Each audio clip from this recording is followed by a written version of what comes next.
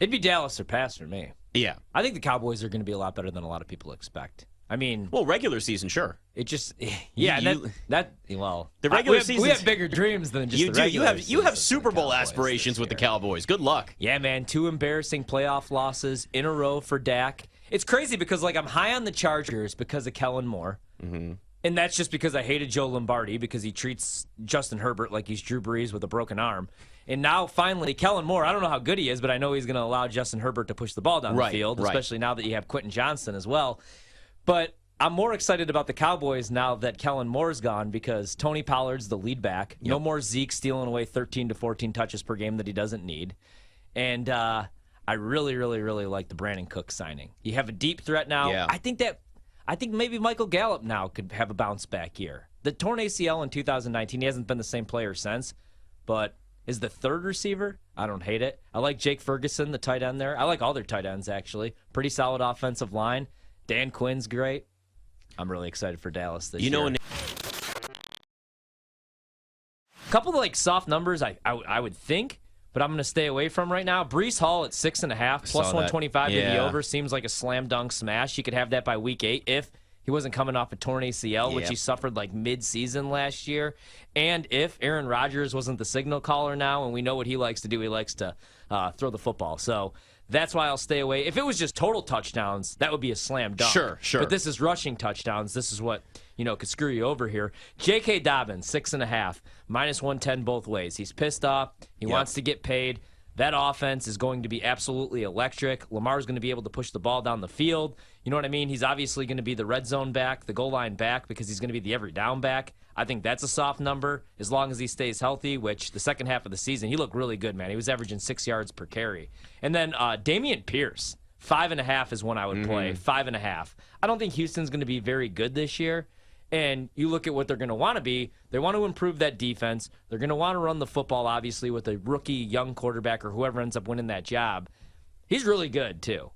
He had 4 touchdowns last year. Yeah, so 5.5 with a young quarterback, I think is a soft number. Because for the Texans, somebody has to score touchdowns. Brandon Cooks is gone now.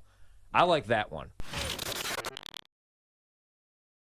You going to bet Patrick Mahomes, minus 150, best male athlete at the ESPYs? Absolutely. Heavy favorite. Lionel Messi's 4-1, Aaron Judge plus 450, Nikola Jokic 5-1 tonight. I mean, that just feels like Mahomes' award to win. Come on. So it does.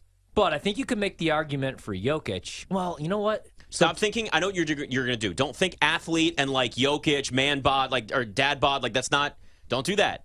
They are professional athletes, and who's the best? Think MVP. Mahomes is the best athlete. Mahomes could be, he could most likely, he could be a minor league baseball player right now. You know what I'm saying? Mahomes is the best overall athlete. But I saw that guy just win a Super Bowl with a high ankle sprain. Take the word athlete out of it, though. It's just putting them in a category. Best professional, how about this? Best professional sports player. Mahomes, Messi, Judge, Jokic. Mahomes and then Jokic probably a close. See, is Jokic even the best player in the NBA? Because before we went into last season, you could make the case for Giannis still. Yeah, I wouldn't now. He's old as hell. You could almost make the case for LeBron still. Oh, I still would work on making the case for LeBron and have no problems if anybody else said it. The guy averaged 30 points a game in his, age 38 season? My God. Yeah. I think we need to pump the brakes a little bit on Max Homa. I think he is a popular pick because he's popular on social media going into these big-time elevated events, although this isn't elevated per se, but it's a good field, right? And he's always a popular pick.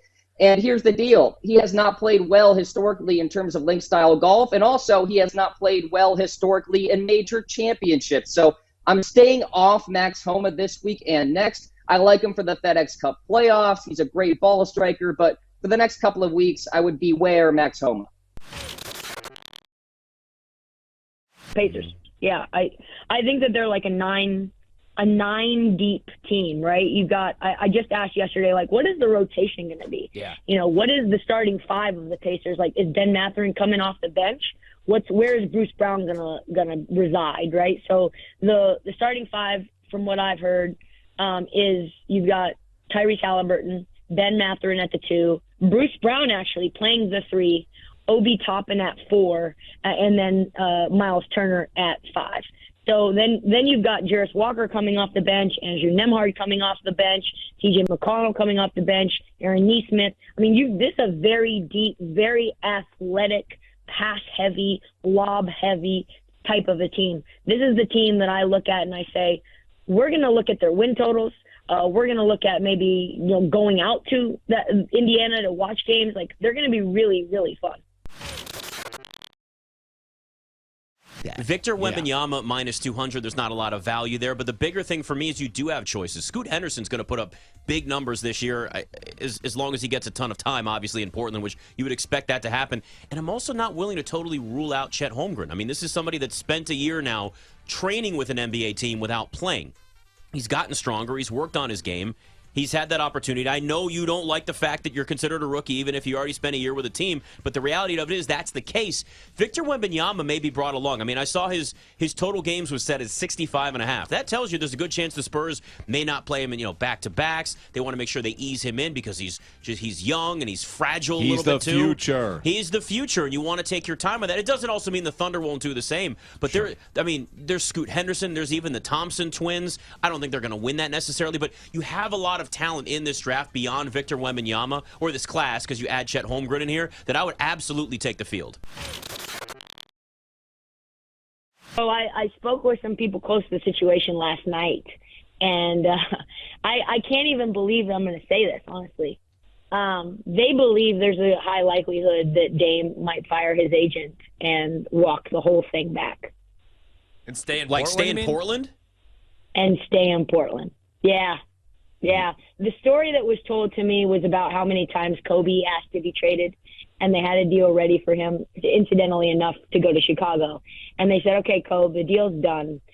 This is the team that you're going to go play with. This is the trade. This is what it looks like. And Kobe said to them, well, why would I want to go and play there? Why would I want to go play with those guys? That team sucks. And they were like, okay, that's the deal, though. That's exactly. And he never asked for another trade again. So according to them, this doesn't feel like something that Dame even really wanted to do, but his brand people, Adidas would be, it'd be very lucrative for Adidas for Dame to be in Miami. It would be very lucrative for Aaron Goodwin, Dame's agent, for him to be in Miami. I don't know necessarily if Dame really was as strongly opinionated about this as the people around him. So do not be shocked if not only this goes to the deadline, but maybe we get a complete 180 change of opinion. That's the latest. Like I can't even believe I'm telling you that, but that's what people very close to the situation believe.